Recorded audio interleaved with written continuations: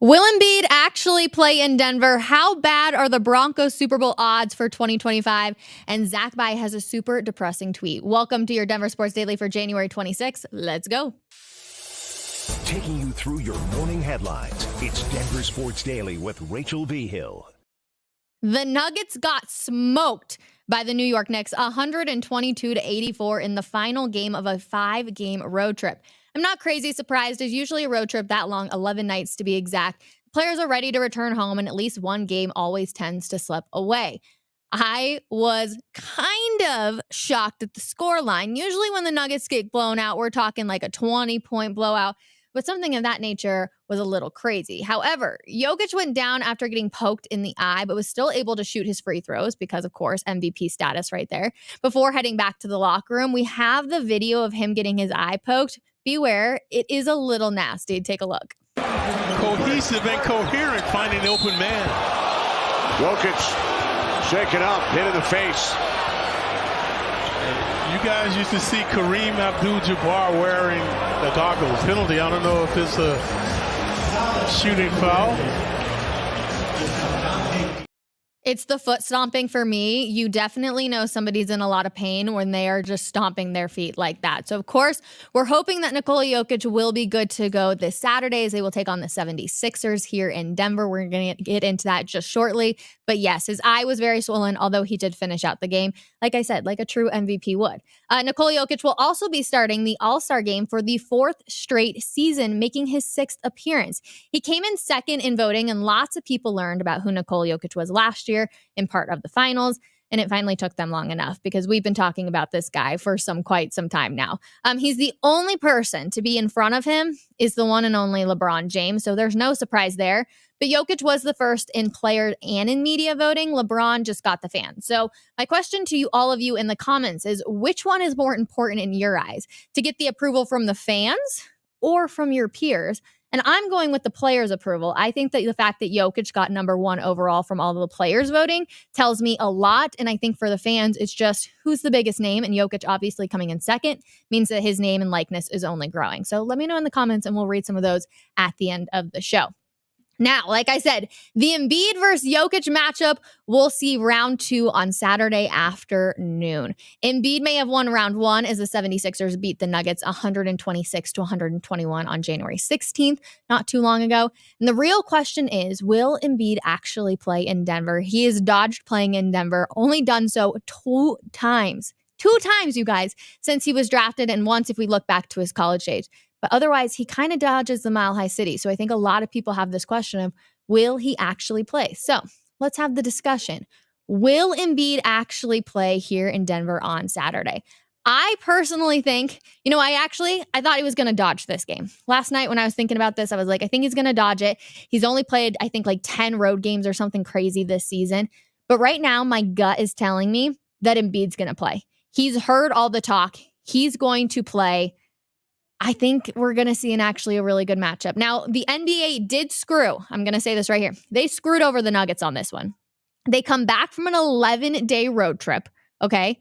They get 1 day back in the Mile High City, and then the NBA was like, hey, we'll put you on a primetime game, 3:30 p.m. Mountain Time, to take on the 76ers for the battle of the MVP. I'm like, NBA, you really screwed it. But let me know in the comments how you're feeling. Joey, our producer Joey over there, give it to me. Are you thinking Embiid's going to play? He has to. He definitely has to continue with an MVP season. So if he wants to win MVP, he has to play. Okay. Yeah, I feel like he does kind of have to play if he wants that. Who's going to win that battle? I don't know. I'm really hoping that Jokic and his eye is going to be fine. Everybody's telling me, Rachel, don't worry about it. The eye is going to be totally fine. You guys, that eye was pretty painful looking and very, very red. And getting on an airplane is definitely not going to help it. Let us know in the comments, though, if you think that Embiid is going to play. I really would love to know. Looking ahead to the NFL and to Broncos country. I'm very sorry, Broncos country. It is not looking good for the Super Bowl next year. Denver has the 2nd worst odds to make the big game next season. The Titans, who just fired their head coach, are tied with the Orange and Blue, and then the Panthers have the worst odds. Yikes. And just in case you were wondering, the San Francisco 49ers have the best odds to win it next year. Now, check out this depressing stat from Zach By. Oh my gosh, you guys, this one hurts. I literally tweeted back and I said, shut up. You made me just cry a little bit inside. The Denver Broncos have more consecutive losing seasons, 7, than the Colorado Rockies have ever had in their franchise history with 6. That one hurts so bad. I feel like the Rockies have been a bad team for so long that the fact that the Broncos officially have a longer streak just kills me a little bit inside.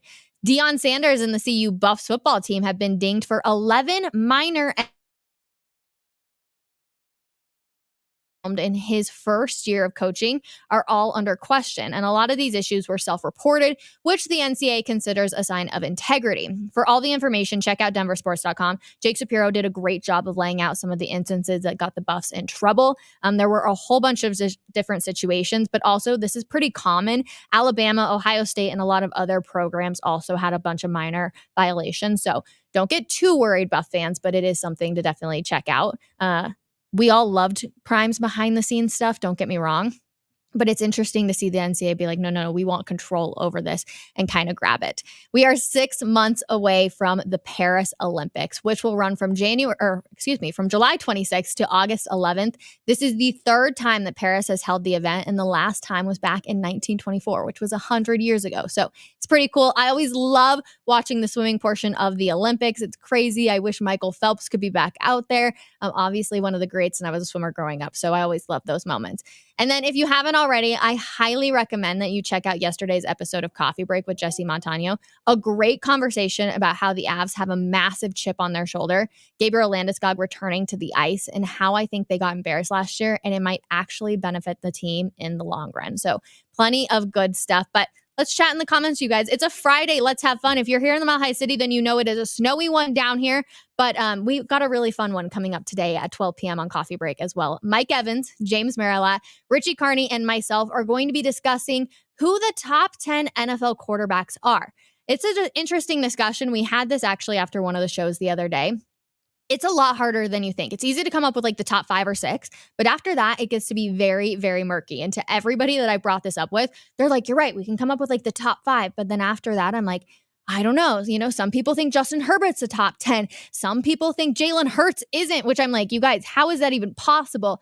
It's going to be a really good conversation. I'm looking forward to it. And if you know all 3 of those gentlemen, then you know they always bring the harshest and most critical opinions. So I think it's going to be a really good conversation. Just checking out a few of your guys' comments. Lauren said, yo, sup, Joey? I love that. I love that you're getting chimed in on the comments there too. And then what's up, Rachel, you guys? I'm just happy it's Friday. I was like, yesterday, you all saw me. I was running around like with my head chopped off. I tried to rescue a dog yesterday afternoon. I could not end up getting it. It was just one of those days that I was happy I was able to put behind me. And now I'm happy it's a Friday and we're able to all have a wonderful weekend. And the Nuggets taking on the 76ers tomorrow.